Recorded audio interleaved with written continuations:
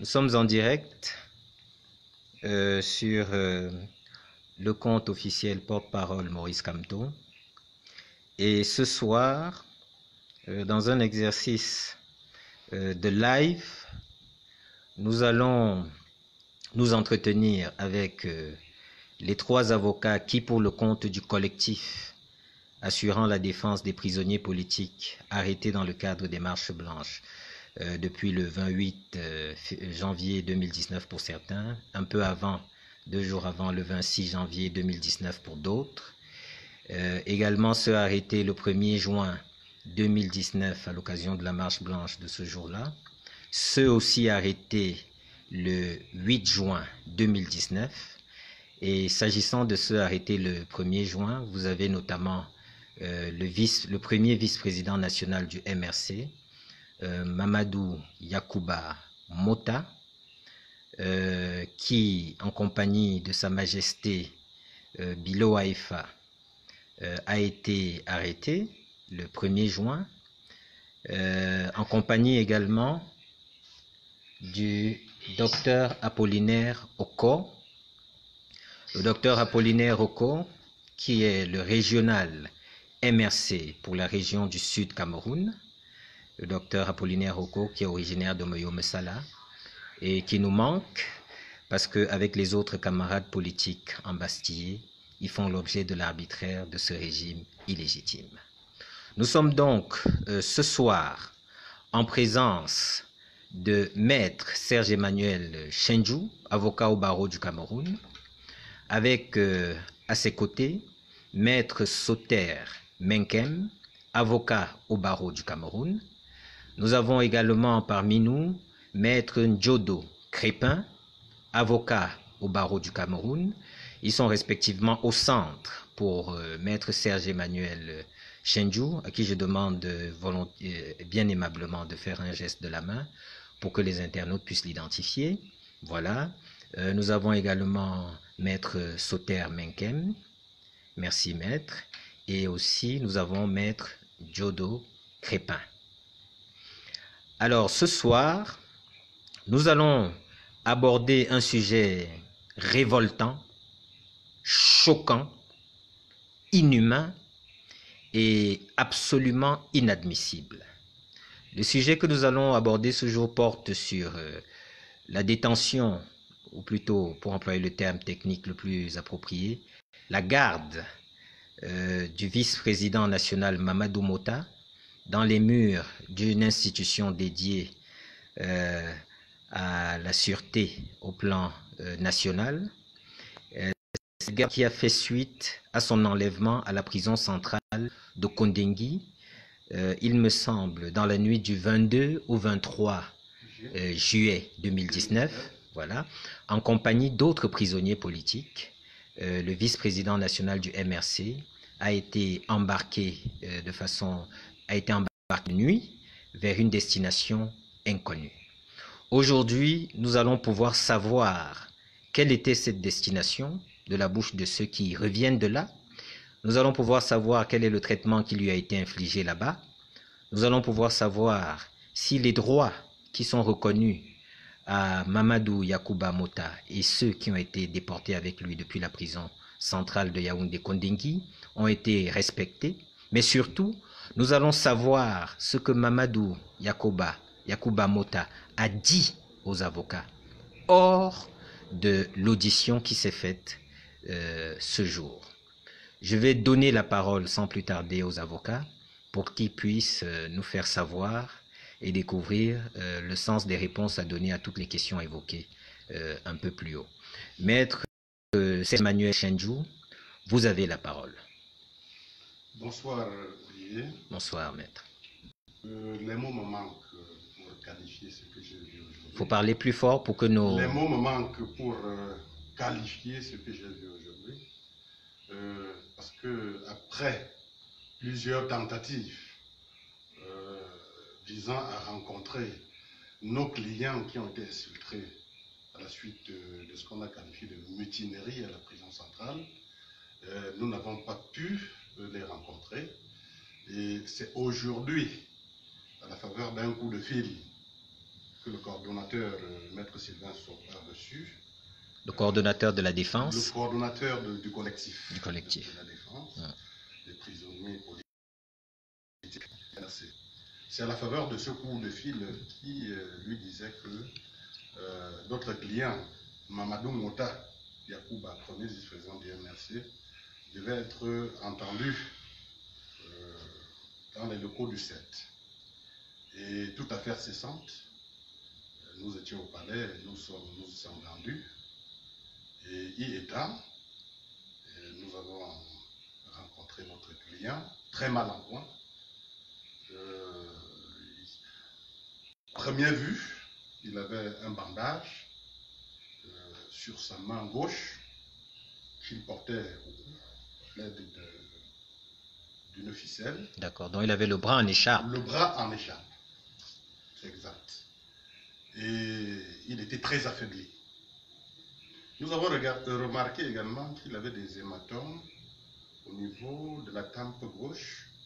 Il avait également un bandage sur la tête, sur le front, et difficulté à se mouvoir, à faire mouvoir son... je me dois, pour mieux situer l'événement, relater les faits depuis le commencement, au regard de ce que notre client nous a dit, puisque nous n'étions pas là.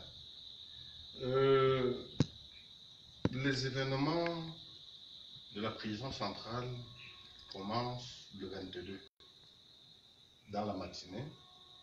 Et selon ce que notre client nous a dit, à partir de son quartier, de son local, du balcon de son local, dans la matinée, il se rend compte qu'il y a un groupuscule de détenus, habituellement appelés anglophones, nommés Amba Boys, dans le jargon qui est utilisé à la prison.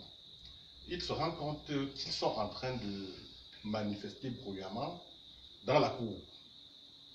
Et ils ont entre leurs mains des couvercles de marmite qu'ils essaient pour faire du bruit. Et ils abordent le drapeau de l'Amazonie. Bon, de prime abord, il croit que c'est un petit mouvement qui va se dissiper et il retourne dans son local. Mais par la suite, il y a certains d'entre eux, oui, c'est ça, certains d'entre eux viennent vers lui pour solliciter sa médiation et lui posent leurs problèmes. Entre autres, la malnutrition, mange maïs bouilli, avec que des cailloux, d'après ses déclarations, et ça c'est tous les jours. Et puis, il souhaite rencontrer le ministre de la Justice pour discuter avec lui. Les internautes souhaitent que le son soit plus fort pour qu'on puisse entendre. Oui, il faut lever un peu le ton pour qu'ils puissent entendre. Tout à fait. Donc, une délégation des Amba Boys viennent vers le vice-président du MRC, M. Mamadou Yacouba Mota, et sollicitent sa médiation. Et posent donc leurs problèmes.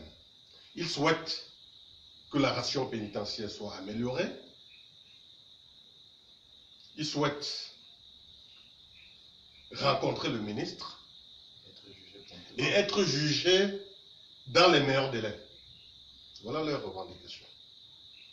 Le vice-président Mamadou Yacouba Mota leur dit « Je ne peux pas servir de médiateur parce que vous abhorrez un drapeau qui n'est pas le drapeau du Cameroun. » Et sur ces entrefaites, il se retire. Et plus tard, ils reviennent après avoir déposé le drapeau querellé. À ce moment, Mamadou Yakuba, pour montrer son patriotisme, il aborde un survêtement aux couleurs nationales de Lion et Nanterre, et il s'en va vers eux. Et à ce moment, quand il arrive, les gars le portent en triomphe. Mais ces militants qui l'ont reconnu viennent dire, laissez-le, parce qu'il n'est pas concerné par votre mouvement. C'est ainsi qu'à ce moment, il sert de traducteur. C'est-à-dire que ce qu'il dit, il y a une vidéo dans laquelle il traduit les propos de ceux qu'on peut qualifier de mutins. À savoir, il faut rencontrer le ministre, il faut améliorer la ration pénitentiaire, etc. Bon, au fur et à mesure que le temps passe, si j'oublie un détail... non, il n'y a pas de souci. Au fur et à mesure que le temps passe, la foule ne fait que grossir. Certaines personnes... Au départ, les manifestants n'étaient pas plus de 30. Mais par la suite, les autres les rejoignent et au fur et à mesure, le mouvement prend de l'ampleur. Et à ce moment, Monsieur Mamadou Yakuba Mota retourne dans son local. Et c'est après quelque temps que quelqu'un vient lui dire que le régisseur l'appelle pour qu'il serve de médiateur dans cette crise. Il s'y rend en compagnie du président du Parti des Républicains, M. Gilbert Baola, et d'un autre leader de parti politique qui est incarcéré et qui se trouverait dans le même quartier. Il s'y rend et une fois chez le régisseur, parce qu'il faut préciser que le régisseur était... Il s'y rend et il est temps, les discussions commencent. On demande de faire venir les représentants des Amba pour reprendre leur terre. Et on se rend compte qu'entre eux, ils sont divisés. Il y a entre autres Mansour BBC, il y a d'autres personnes. Et personne ne vient à cause des querelles intestines. Mais il y a des échanges entre Mamadou Yakuba porte à la connaissance du régisseur les griefs des régisseurs, les griefs formulés. Et il retourne dans sa cellule, dans son quartier, dans son local. Par la suite, les événements prennent une autre tournure. Et c'est ainsi que, contre toute attente, il se rend compte que le local, je crois 14, oui, le quartier 14, appelé Kosovo, est ouvert et les grands bandits retrouvent les manifestants et foncent directement dans des quartiers spéciaux. Certains bandits retrouvent le vice-président dans son local et leur propose, avec ses co-localistes, ses co-locataires, ils leur proposent leur service pour les protéger de la furie des grands bandits. Et contre rémunération, bien sûr, l'un des co-locataires du vice-président leur remet 5 000 francs et ils trouvent que c'est insuffisant. Ils insistent et M. Mamadou Yakuba ajoute 5 000 qu'il emprunte au commandant. Il a dit le commandant. Je ne sais pas qui est le commandant là-bas. À ceux qui sont venus, soi-disant, les protéger, alors qu'en fait, ils étaient des agresseurs. Il y a également un condamné à mort qui vient dans le local de Mamadou Yakuba et lui dit, président, j'espère que vous n'avez pas de problème. Il lui dit, ça va. Mais essayez d'aller au quartier féminin pour protéger nos filles. Et ce monsieur se rend donc au quartier féminin pour protéger les filles du MRC, qui, il faut le rappeler, sont très nombreuses de ce côté depuis les événements du 26 janvier. Par la suite, la nuit tombe et l'insécurité règne. Mamadou Yakouba retourne dans son local et dans son lit. Il y a des coups de feu, des échanges, des tirs à balles réelles. Il entend des coups de feu, les cris, les machins. Et il apprend qu'on a incendié la bibliothèque. Oui. Il apprend également qu'il y a des saccages. Il reste dans son mandat. Parce que l'insécurité règne. Dans son mandat, c'est le jargon consacré en prison pour dire son lit, en fait, sa petite sa couchette. Sa couchette, merci. Il surprit aux environs de 3 heures du matin de recevoir la visite des gardes prisonniers, je crois 2 ou 3 gardes prisonniers, oui, qui viennent le conduire manu militari vers le bureau du régisseur. En le roi de coups. Partout sur les côtes, sur la tête, la tempe. Et il est accompagné de Gilbert Baonla. Et dans l'élan rebarbatif de ces gardiens de prison, on casse les verres de Gilbert Baonla.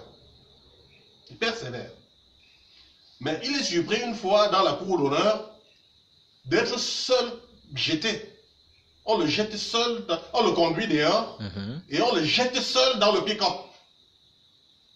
On va faire une petite pause. Je vais demander à aux internautes s'il y a des problèmes au niveau de l'image.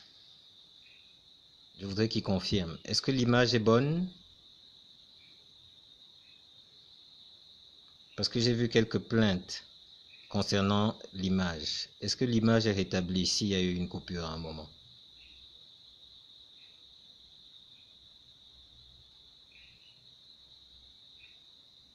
Ok. Nous avons un internaute qui dit c'est bon. Les autres suivent et disent c'est bon. Chez moi c'est parfait. Orti Humet dit oui c'est bon. Brice Lloyd dit oui c'est bon. Nous pouvons donc continuer à partir du moment où on le sort de sa cellule. Reprenons juste à partir de là, oui, et les événements qui se produisent à ce moment, la violence qu'on lui fait subir. Mamadou Mota et vous avez dit Gilbert Baonla. Oui, revenons à cette épisode. Oui, oui. Très bien. Je disais donc que, d'après les récits de notre client, on le sort de son mandat avec le président du Parti des Républicains, Gilbert Baonla, à leur roi de coups. Qui les sort de leur couchette? Les gardiens de prison. D'accord. Ils sont 2 ou 3. En les roi de coups. Et dans cet élan rebarbatif, ces geôliers cassent les verres du président du Parti des Républicains. Ils sont donc conduits dans la cour d'honneur. Et une fois dans la cour d'honneur, contre toute attente, on le fait sortir de la prison. Et une fois à l'extérieur, on le jette dans un pick-up. A-t-il dit à ce moment-là qui s'occupe de ça? Quelles sont les forces dédiées à la sécurité qui s'occupent de ça? C'est des gendarmes? C'est des gendarmes. Okay. Une fois dehors, on le jette les gendarmes le prennent et le jettent dans un pick-up. Derrière un pick-up. Il y a un autre qui se précipite sur lui et lui déchire ses vêtements, à savoir le survêtement aux couleurs nationales et son maillot. Il se retrouve complètement nu. Et c'est ainsi que tous tombent sur lui et il est roué de coups sur toutes les parties de son corps. Incroyable. Et il Par des gendarmes. Les gendarmes. Incroyable. Il nous dit que c'est en voulant sauver sa nuque qu'il s'est cassé le bras. C'est-à-dire que les coups qu'on voulait asséner sur sa nuque ont pris son bras. Et c'est à ce moment que son bras s'est cassé. Il a eu cette fracture à ce moment-là. Ça veut dire, en gros, on peut imaginer, maître, que s'il avait pris ce coup sur la nuque, ça lui aurait brisé les cervicales. Mais c'est un point vital. C'est un point vital. Ces gens voulaient le tuer. Et puis, il faut ajouter que ces gens l'ont dépossédé de sa montre. Des gendarmes? Oui, de sa montre. Oui. De ses bagues. Incroyable. Croyant que l'une des bagues lui conférait une certaine invulnérabilité. Oh là là. Oh là là. C'est incroyable. C'est donc dit qu'ils voulaient le tuer. Donc, ils l'ont tapé, et c'est au moment où il saignait abondamment que l'un d'eux, apparemment, qui conduisait l'expédition punitive, a demandé qu'on arrête. Et ils sont allés le jeter en cellule. Il a fait 4 jours sans manger. Incroyable. 4 jours. Incroyable. Et il nous a dit que c'est hier qu'il a été conduit dans un centre médical pour faire des radios.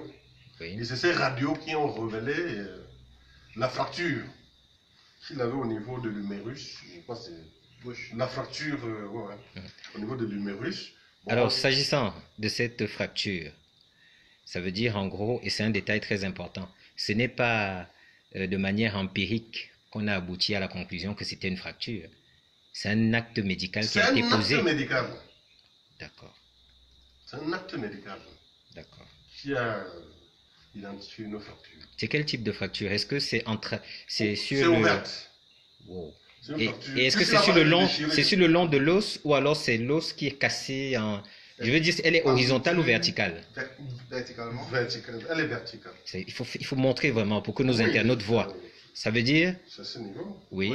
Oui. Elle est légèrement de biais. Le bras est déchiré, l'os est cassé. Il y a des fragments, ça veut dire que c'est fissuré. D'accord. Oui, incroyable. Il présente des hématomes un peu partout au niveau des... Et j'ai remarqué, quand il a sollicité une petite pause pour aller se soulager, qu'il avait de la peine à se mouvoir. Ça veut dire son pied gauche et le dos. Oui, son pied gauche et son dos. Et même les reins, parce qu'à un certain moment, pour se lever, il a eu beaucoup de peine. Incroyable. Mais il a dit, c'est courageux qu'il est, il a quand même pu... il a quand même pu se débrouiller pour aller se soulager. Donc c'est dit que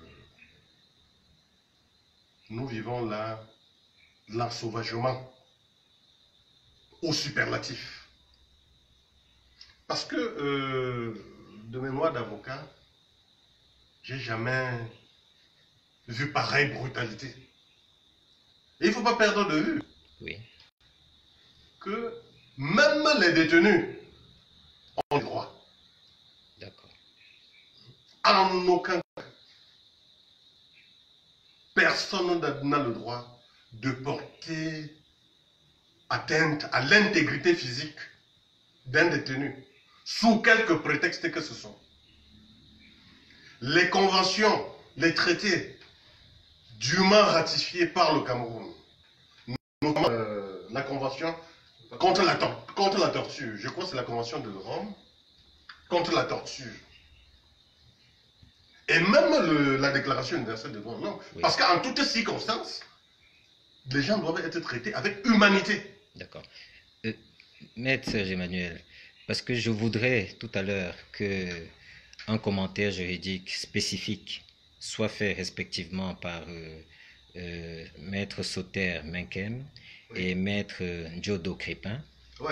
Mais je voulais sur un aspect qui a été largement médiatisé, cette photo de la honte, cette photo qui accable précisément la gendarmerie, en tout cas via ces brebis galeuses réunies en petites meutes sauvages et criminelles qui a roué de coups le premier vice-président national Mamadou Mota, il y a un cliché qui a été pris.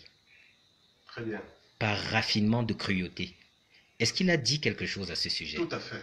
Il nous a dit que, après l'avoir roué de coups, après l'avoir déshabillé et déchiqueté ses vêtements, oui.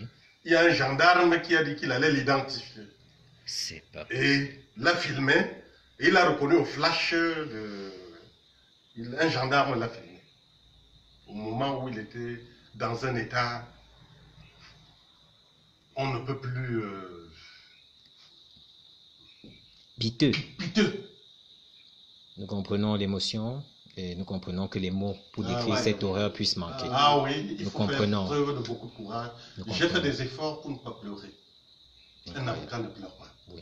Sinon j'aurais écrasé une larme. Et je dois préciser que pendant que nous étions à l'audition, nous assistions notre client, le procureur du TGI, M. Ndinzi, oui. est arrivé et nous l'avons salué avec les honneurs dus à son rang. Oui. Nous sommes levés et il a salué notre client en disant d'un ton narquois, c'est vous Mamadou Mota. Ah bon? Et il s'est éclipsé. Incroyable. Oui, oui, oui. Cette scène s'est produite. Oui. Ah, oui. Telle que vous la décrivez. Tel que je le c'est ahurissant. Exactement. C'est ahurissant. Maître Serge Emmanuel Chendjou, j'ai du mal d'ailleurs à vous voyez puisque nous avons tous les quatre des relations fraternelles. Je vais dire merci pour ce compte rendu des confidences que Mamadou Mota vous a faites. Et il m'a même semblé que c'était dans le dessein que vous les rendiez public, parce que ça c'était hors audition. Hors audition. C'est bien ça, n'est-ce pas? À mettre minute pour nous faire un commentaire sur notamment les différentes violations de la loi qui ont frappé son esprit pendant que vous y étiez. Qu'est-ce que vous avez constaté et qu'est-ce que vous pouvez dire à ce sujet, même de façon sommaire? Alors, je vais commencer mon propos en disant, j'ai vu un Mamadou Mota physiquement amoché, mais moralement debout. Parce qu'il a dit, ils peuvent torturer mon corps, mais je reste libre dans ma tête. Formidable. Ça c'est tout, Mamadou. Alors, qu'est-ce qui se passe? Monsieur Mamadou Mota est sous la détention provisoire du tribunal militaire, suivant les marches du 1er juin 2019.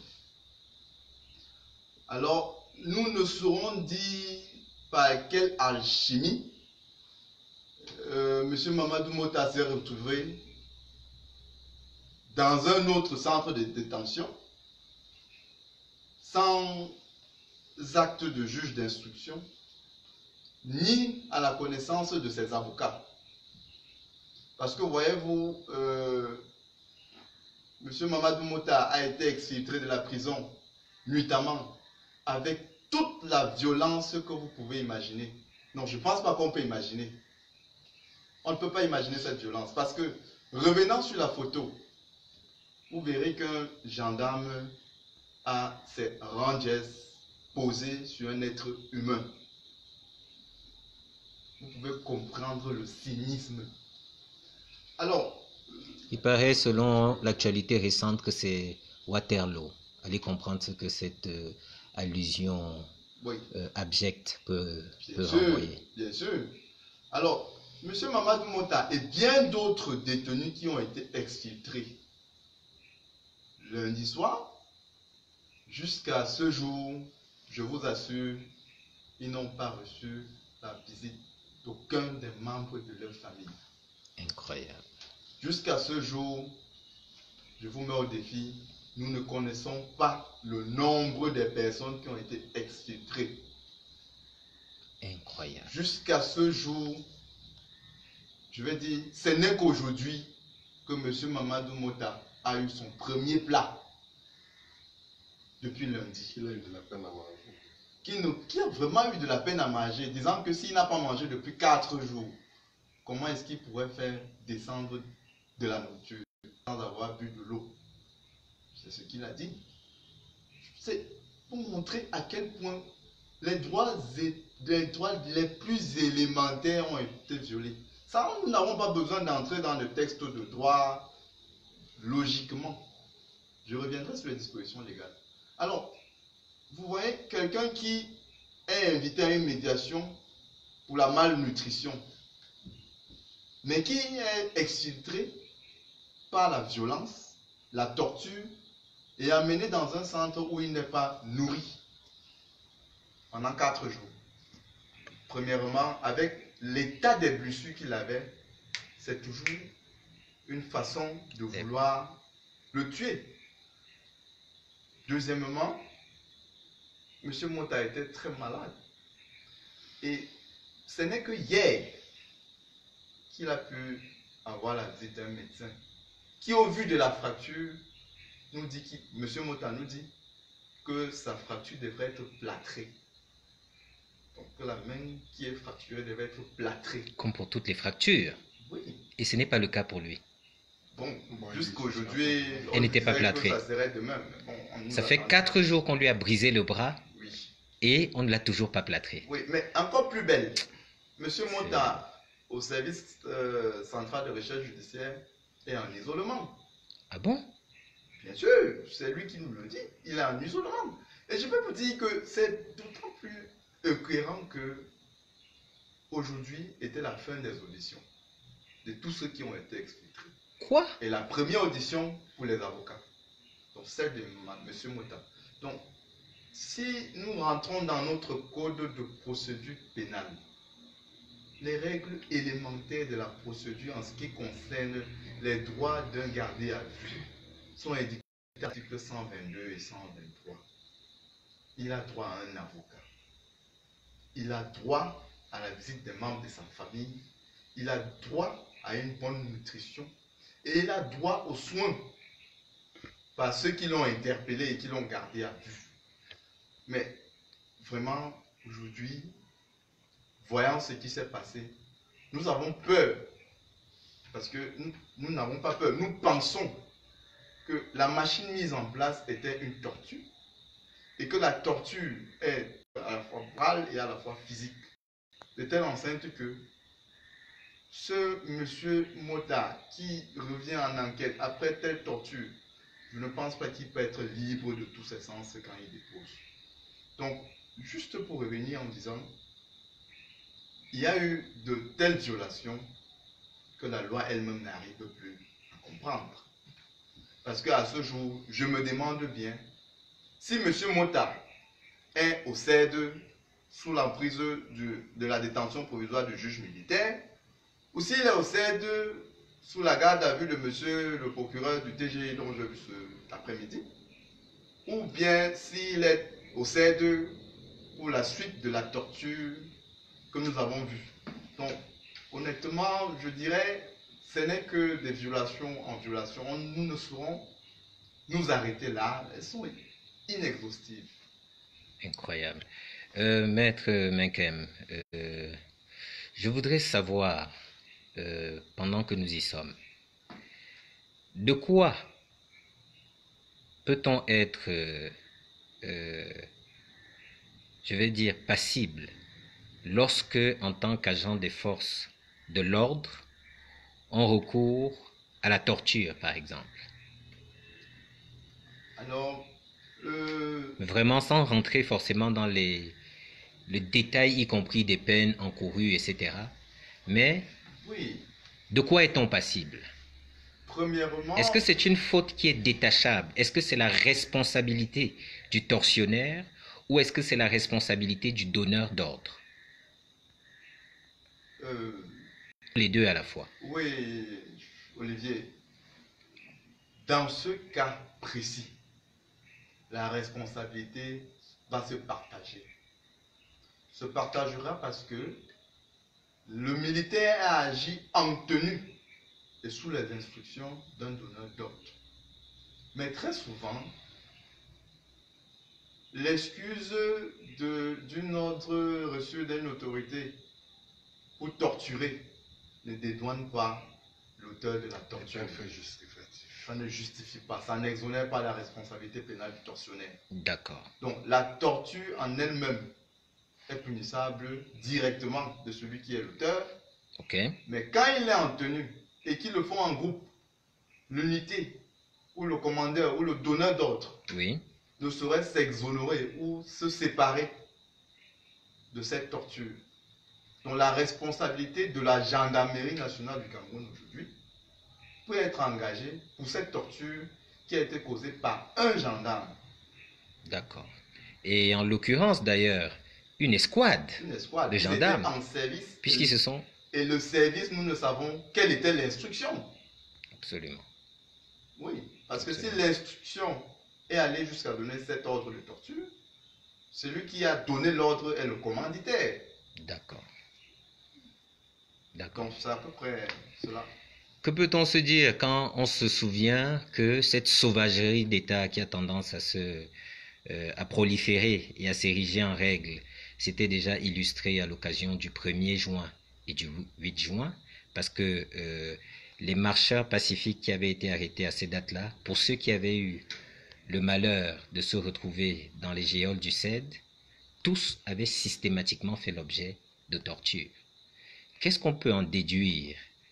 Est-ce que ce serait exagéré de dire qu'il y a une tendance qui s'assimile à une politique qui est érigée au niveau du CED et de la gendarmerie, s'agissant du CED? Est-ce qu'on serait dans l'exagération? Je ne dirais pas que nous sommes dans l'exagération. Parce que au vu des preuves matérielles que nous avons, Oui. C'est sans crainte que je dirais aujourd'hui que le secrétariat d'État à la Défense, ils ont une prison secondaire là-bas. Oui. Je dirais aujourd'hui que cette prison secondaire a été érigée en centre national de torture. Le mot est Je dirais fort. bien centre national de torture. Parce que les images que nous avons eues du 1er juin, c'était des personnes que nous connaissons, que nous avons suivi leur dossier. Nous avons pris la peine d'enquêter, de nous rassurer que l'information était bonne. Alors, vous allez remarquer que la pratique est courante. Quand on interpelle X et Y, première chose, quand on les amène au CED, interdit de visite, interdit de droit à un avocat, interdit de nutrition, interdit de soins médicaux. Pendant que nous y sommes, maître, a-t-on le droit de priver un détenu ou un gardé à vue d'alimentation? Et qui a la charge de l'alimenter au fait? C'est simple. Quand on est sous main de justice, nous sommes sous l'administration pénitentiaire. L'administration pénitentiaire a tout un budget pour gérer les détenus. Ils ont ce qu'on appelle la ration pénale.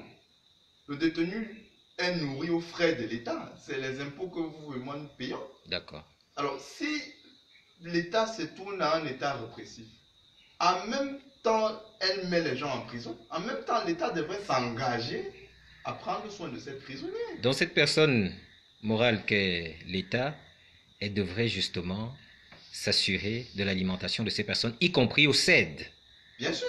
Ce n'est donc pas mendier que de demander un repas, c'est un droit. C'est un droit d'avoir un repas, pas de demander.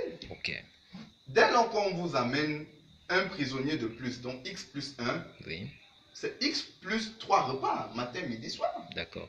Nous pouvons aisément et vraiment sans faire le moindre effort deviner où vont les frais qui sont alloués à ce type de charge. Nous le devinons aisément parce que nous savons que l'empire corruptif qui étend ses tentacules dans ces services-là chemine désormais avec la torture et font bon ménage. Merci, maître Souter-Menken. Nous reviendrons probablement tout à l'heure, éventuellement sur quelques rajouts. Mais toujours pour la gouverne de nos internautes, je voudrais qu'on boucle cette phase avec une prise de parole de maître Ndjodo Crépin, afin que lui aussi, s'agissant de ce qu'il a observé, fasse quelques appréciations juridiques de ce qu'on pouvait tirer comme constat au vu de cette situation, pour le moins exceptionnellement négative. Maître. Alors, bonsoir Olivier. Bonsoir. Alors, je suis, en tant qu'avocat, très déçu. Très déçu, très surpris et un peu très contrarié lorsque je peux m'imaginer que c'est dans notre pays que de telles violations de droits humains se déroulent. Vraiment, en tant qu'auxiliaire de justice, je ne peux pas être fier de ceux-là qui ont la charge de concourir à l'éclosion de notre justice. Voyez-vous, monsieur Olivier, le cas d'espèce est simplement incroyable dans son registre de violation. Les confrères précédents vous ont dit avec beaucoup d'accent ce qui s'est passé. Olivier, monsieur Mamadou Mota, actuellement, en l'état actuel de la chose, est sous mandat de détention provisoire de monsieur le juge d'instruction du tribunal militaire.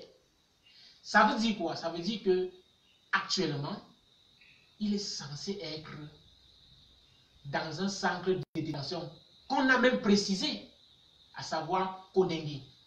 Alors, lorsqu'on nous appelle dans la nuit du 22 au 23 juillet dernier pour nous faire savoir que nos clients que nous défendons ne seraient plus à Kondengi où il doit être et qu'on ne sait pas la direction qu'il aurait prise. On ne sait pas où ces enleveurs l'auraient conduit. Alors, nous, le matin, nous sommes venus avec des confrères pour se mettre à la recherche de nos clients. C'est-à-dire le 23 juillet. Oui, le 23 juillet, à la recherche de nos clients. Ouais. Et même pas, nous disons même pas, parce que nous ne défendons pas, nous ne nous occupons pas, dans le cas-ci, rien que de nos clients. C'est-à-dire c'était un groupe de personnes qu'on a enlevées, et en tant qu'être humain et défenseur, parce que c'est ça qu'il faut savoir, nous sommes les défenseurs des droits humains. Ça veut dire qu'en tout lieu, en toutes circonstances où les droits de l'homme peuvent être violés, bafoués, l'avocat qui est le défenseur de ces droits humains doit se sentir interpellé. Il ne doit pas dormir. Bien sûr. C'est sous ce prisme-là, connaissant également que nous avions nos clients, qu'on s'est mis à la recherche de l'endroit où étaient conduits ces personnes qui ont été enlevées dans la nuit du 22 au 23 dans leur prison où ils étaient en détention préventive pour les uns et également certainement pour autre chose pour les autres. Après une multitude de recherches, on se rend compte qu'une partie de ces personnes se trouve au secrétariat d'État à la Défense, précisément au service central de recherche judiciaire. Nous sommes le 23 juillet.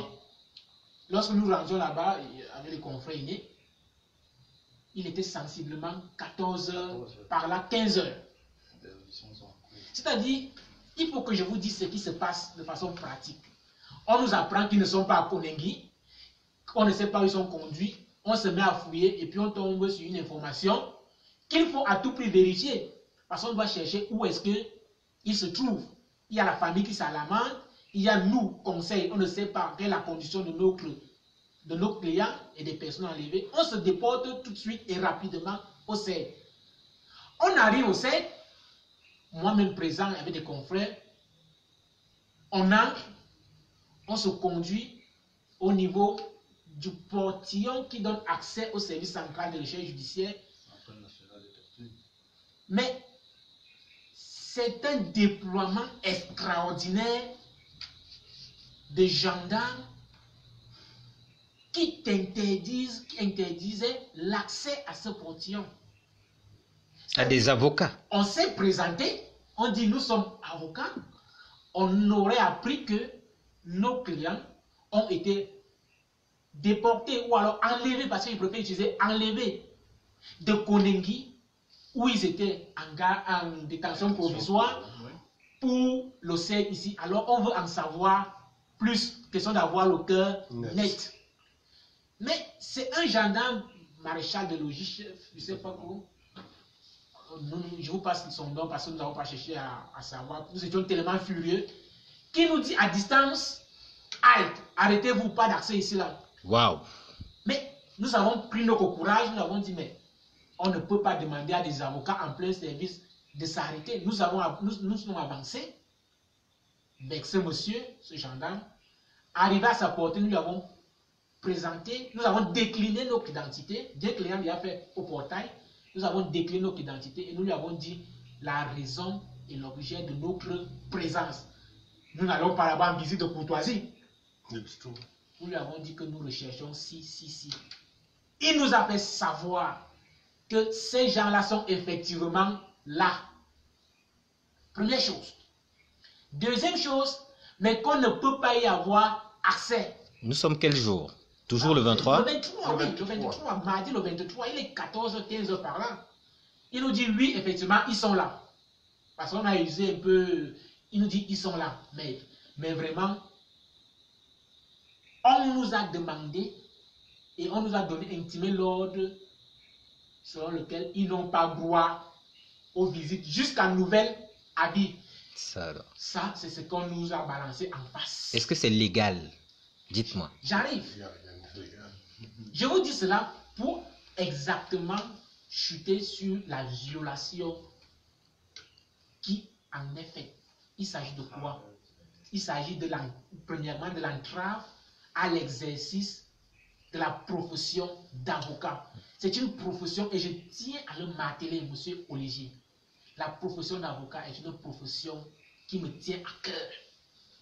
C'est une profession avec laquelle il faut que les gens arrêtent de s'amuser. Un avocat ne se déplace pas n'importe comment. Un avocat ne pose pas des actes à tutelle. On ne peut pas interdire à l'avocat d'avoir accès à son client.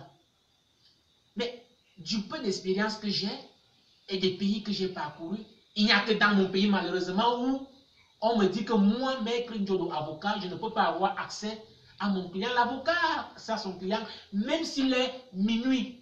À chaque fois que son client a besoin de lui, ou alors à chaque fois qu'il pense qu'il y a un élément nouveau, nécessaire, important pour la procédure de son client, il peut se rendre là où son client est détenu et demander à le voir. Il faut que les gens le sachent. En d'autres termes, rien ne justifie pendant 4 jours, quelqu'un gardé au CED n'ait eu contact, ne soit entré en contact avec son avocat. Rien ne justifie ça. C'est une violation de la loi. Clair et net. Et c'est regrettable. Nous allons plus loin. Le même gendarme nous dit, alors le confrère lui dit, bon, quand est-ce qu'on peut avoir accès, de façon privée, quand est-ce qu'on peut avoir accès à nos clients? Il nous dit, revenez plus tard, le chef n'est pas là. Et tout. Ça veut dire que si le chef, tant que le chef n'est pas là, si le chef, ça va faire 1 mois, 2 mois, 2 jours, 2 minutes, pendant tout ce temps, vous ne pouvez pas avoir accès à votre client.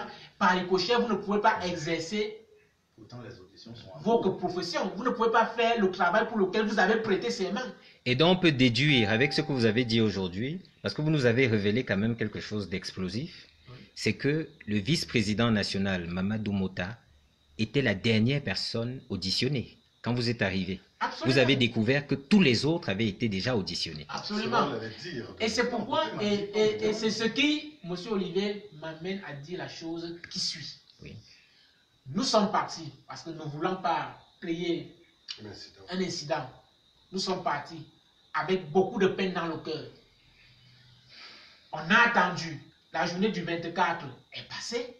Nous sommes aujourd'hui rendus à la journée du 25 où on a été informé, comme le confrère Aîné vous a dit tout à l'heure, de ce qui s'est passé. Et nous nous sommes rendus là-bas illico presto. En arrivant, effectivement, on se rend compte que au CED, ils ont organisé et engagé et commencé même et terminé des auditions.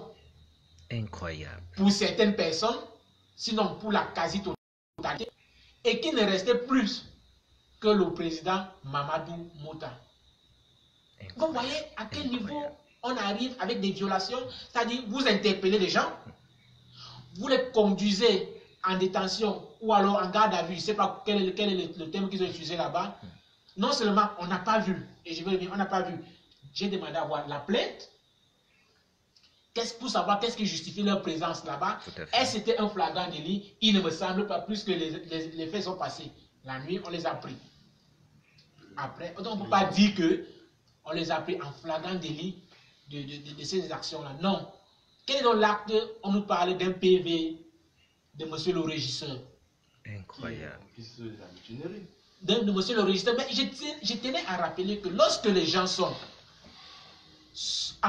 gardés à la prison centrale de Koningui sous mandat de détention provisoire, ils sont sous le contrôle, ils sont sous la responsabilité de monsieur le régisseur de prison.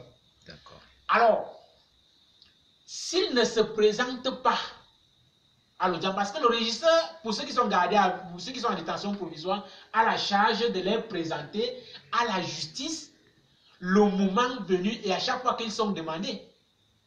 À toutes les réquisitions. Oui, à toutes les réquisitions. Alors, rien ne peut justifier le fait que pendant que nous, on sait qu'ils sont là-bas, et lorsqu'on a audience, on nous dise qu'ils ne peuvent pas se présenter parce qu'ils ne sont plus sous main du régisseur. Vous comprenez un peu? Je comprends.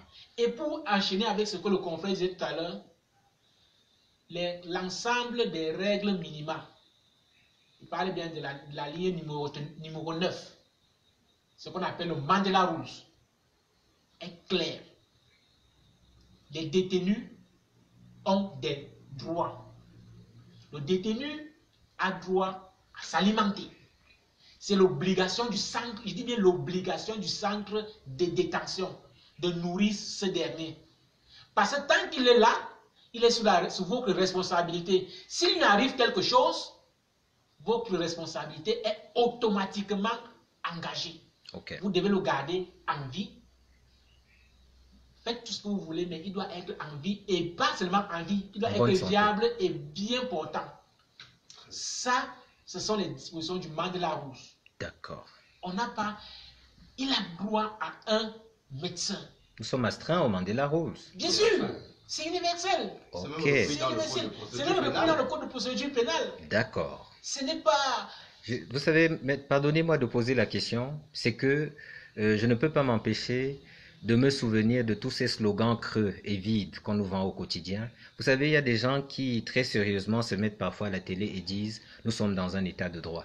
Ils le disent même parfois en s'emportant et en s'énervant après ceux qui prétendent le contraire. C'est pour cela que je voulais m'assurer que ce que vous dites ne sort pas de votre imagination d'humaniste sensible à la détresse de ces personnes-là, mais sort en effet de la règle stricte et rigide de droit. Bien sûr, bien sûr. D'accord, maître. Bien sûr. Nous avons le mal, nous avons la déclaration universelle des droits de l'homme. Sans couper Maître Djodo, oui. C'est bien repris à l'article 122 et 123 du Code de procédure pénale du Cameroun. D'accord. C'est très, très explicite. Je dis bien ça, article 122 et 123. Merci, maître. Merci. Et s'il te plaît, je vais apporter une autre précision. Oui. Il faut dire que l'avocat que nous sommes, ou alors les avocats que nous sommes, passons le temps à réfléchir. Parce qu'on a également cette faculté-là de se projeter, de poser des actions proactives. Alors, lorsqu'on nous a essuyé ce refus de renvoi, de rencontrer notre client, et nous avons imaginé que ce dernier pourrait être dans des conditions de détention inhumaines qui pourraient affecter son état de santé, mettant en mal son quotient vital, nous avons pensé à rédiger, à saisir les autorités, notamment monsieur le juge d'instruction militaire, en passant par madame le président du tribunal militaire, qui sont responsables, faut-il le dire, à l'heure actuelle, de la présence de monsieur Mamadou Mota à Konengi, parce qu'il est là-bas par le biais d'un mandat de détention provisoire qui est délivré par le président du tribunal militaire. Là même encore en violation du dispositif positif camerounais. Oui, au passage. Je dis même pas extraordinaire. Oui, oui. Vous comprenez? C'est-à-dire en prenant acte de ce fait, Bien de sûr. cette voie de fait. Oui. Nous avons pris sur nous de rédiger cette requête. Oui. Et c'était quoi la requête? Requête aux fins de visite médicale. Quand nous le faisions, nous ne savions même pas encore l'état dans lequel se trouve monsieur Mamadou Mota. C'est au vu de la photo. Oui, c'est au vu de la photo que nous avons pensé, la photo qui circule, que tout le monde a pu observer, que nous avons pensé à faire cette requête de façon proactive. Et effectivement, la requête nous a des raisons, parce que nous l'avons enregistrée, nous l'avons déposée au tribunal militaire, et lorsque nous sommes allés avec la copie pour assister à l'audition de Mamadou Mota, quand nous l'avons vue, effectivement, Elle a trouvé tout son bien fondé. la requête a trouvé tout son bien Olivier, fondé. il faut ajouter que Mamadou Mota a d'abord fait l'objet d'une garde à vue administrative. Parce qu'au lendemain juste après la marche du 1er juin, Mamadou Mota et ses amis politiques, notamment le docteur Oko Apollinaire-Legrand et Sa Majesté Bilo Ifa, ont été appréhendés et gardés dans les locaux du commissariat central numéro 1 et de la PJ pour certains. Après 3 jours de garde à vue, au secret, sans assistance, tout à fait au secret, ils ont été conduits à la prison centrale de Yaoundé-Kondengi sur la base d'un arrêté de monsieur le gouverneur du centre, ordonnant une garde à vue administrative pour grand banditisme. Incroyable. Parce qu'il faut le rappeler, Olivier, l'autorité administrative au Cameroun, au terme de la loi numéro 90-054, 19 décembre 1990, ne peut signer des arrêtés de garde à vue administrative que dans le cadre de la lutte contre le grand banditisme. Et le grand banditisme qui est bien connu et qui Le est grand bien banditisme défini. est très bien connu. C'est le gangstérisme, Voilà. c'est les actes des gangsters, Oui. c'est les vols à main armée, etc. Les gangs. Nous avons saisi le président du tribunal de grande instance du Fundi par des requêtes de libération immédiate en habeas corpus. Et je dois vous dire quelque chose qui doit vous étonner. Alors même que la garde à vue de Mamadou Mota n'avait pas été renouvelée, le juge a refusé de le libérer immédiatement. En d'autres termes, en l'absence de tout mandat justifiant sa En détention, l'absence de tout titre, on l'a gardé en détention. on l'a gardé en détention. Ah oui. C'est Et c'est illégal, par la là. suite que nous apprenons, Il a comploté avec le paquet. non, nous apprenons qu'on l'a conduit devant le tribunal, devant le juge d'instruction du tribunal militaire. Et aujourd'hui, il fait l'objet d'une garde à vue administrative qui n'est pas levée, parce que nous avons fait appel de la décision du TGI, Oui. et la procédure doit passer en appel. Il fait l'objet d'une garde à vue administrative non levée. Il fait l'objet d'un mandat de détention provisoire Qui chevauche. J'ai jamais vu. Ça s'est vu déjà dans l'histoire. Nous ça. sommes- Un isolement au sein. et d'un isolement au sein. Nous sommes dans le vaudou. D'accord. Mais oui. Oui, et je voulais également préciser, parce qu'il me semble qu'on n'a pas souligné ça d'entrée de jeu. Peut-être que ça a été fait, il faut le repréciser. C'est amusant, mais c'est intéressant. Il est au CED, il est suspecté d'avoir commis les faits de rébellion Il est à la prison Sankara de Konegui. De pillage en bande. Il est à la prison Sankara de Konegui. Oui. Rébellion, Oui. pillage en bande, incendie, tentative d'évasion. Manifestation illégale. Etc. Voilà les thèmes, Oui. enfin, pardon, Les voilà les infractions motifs, pour les les thèmes, infractions qui sont retenues. Qu'on lui contre reproche lui. actuellement au CED, pour lesquels il est au CED. C'est incroyable. C'est-à-dire, il faut le dire. Pillage en bande, Rébellion, rébellion, oui, Qu'est-ce qu'on pille dans une tentative prison? d'évasion, incendie. destruction des biens publics, Incroyable. Incroyable. manifestation légale. En prison. Ouais, là. Oh là là.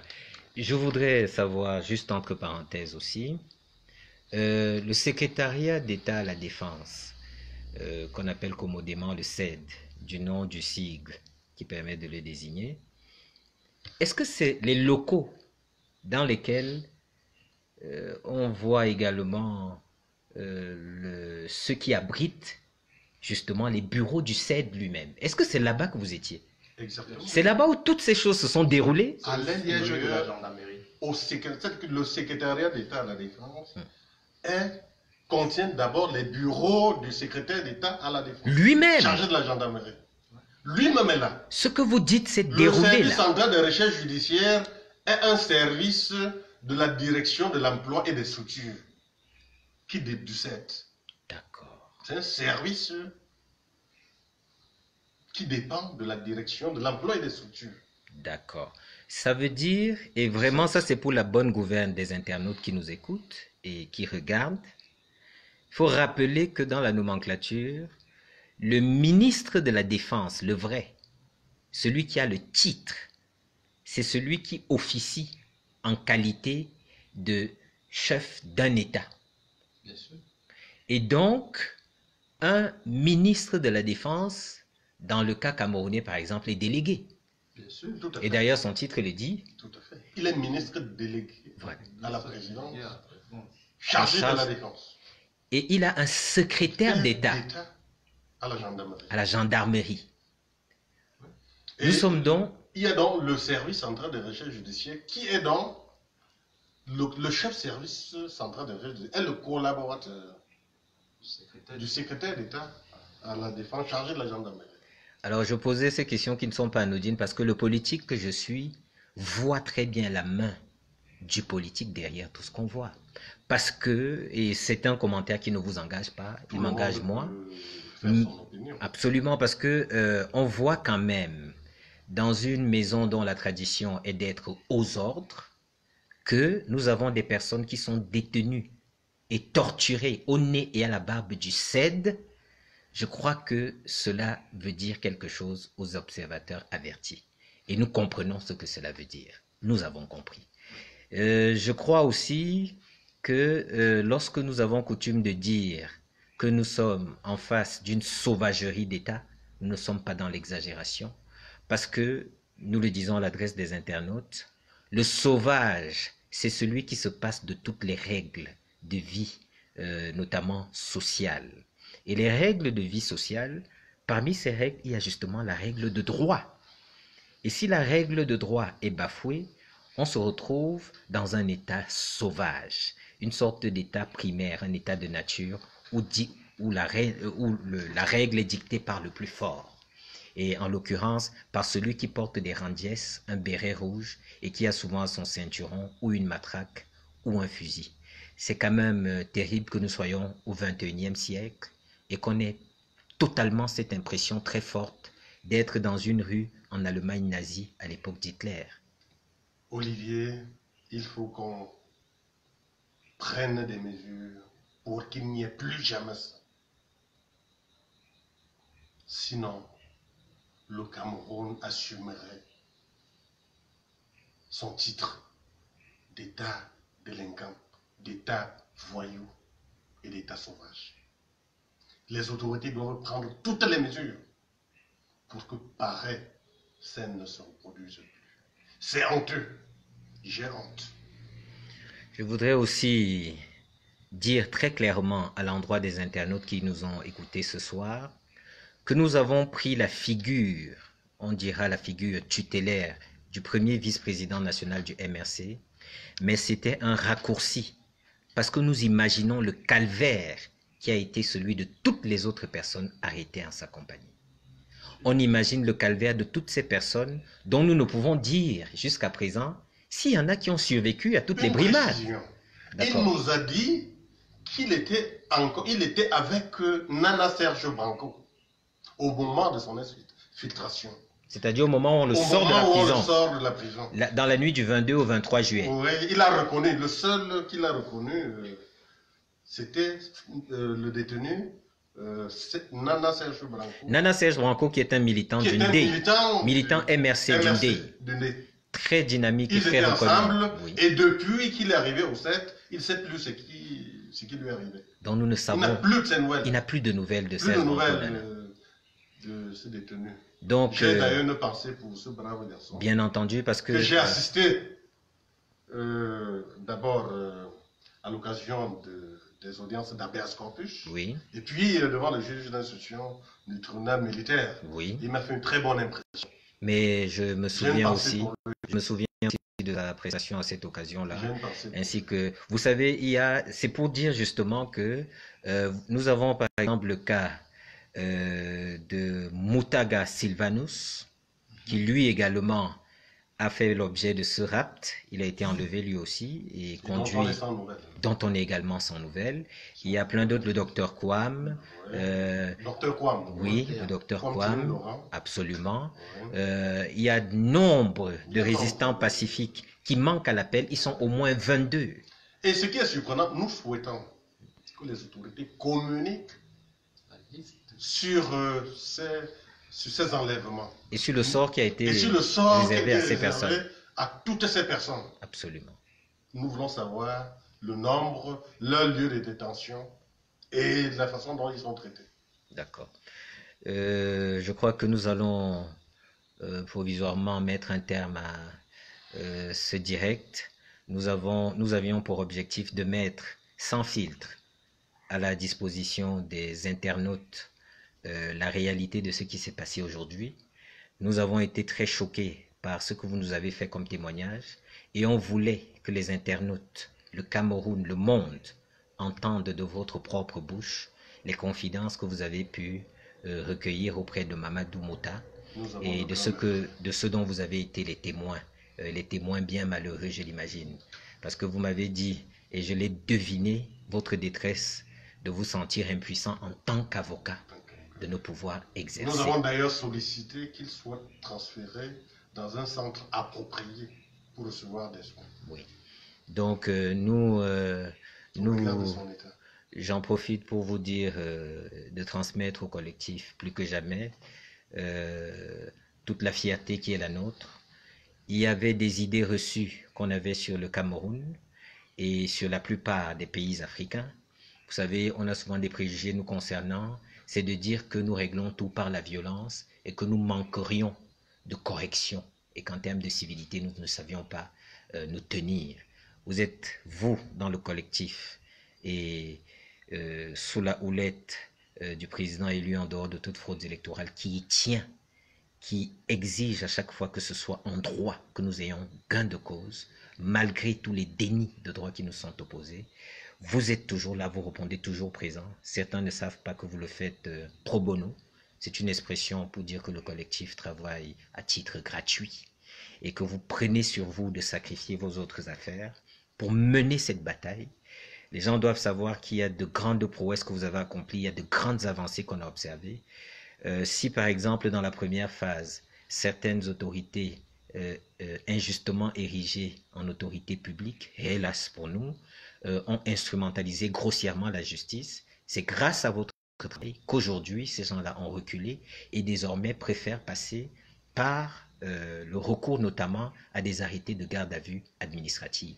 Ce qui, il faut le reconnaître, serait plutôt orthodoxe, parce que quand il s'agit justement du maintien au plan préventif de l'ordre public, la garde à vue peut avoir droit de citer, puisqu'elle n'est pas une infraction qui apparaît dans le casier judiciaire. Et lorsqu'elle est faite, parce que dans le cas présent, ils ont recouru à la garde à vue administrative, mais là encore en violant, hélas, la loi, vous l'avez démontré d'ailleurs, à l'occasion des recours qui ont été introduits.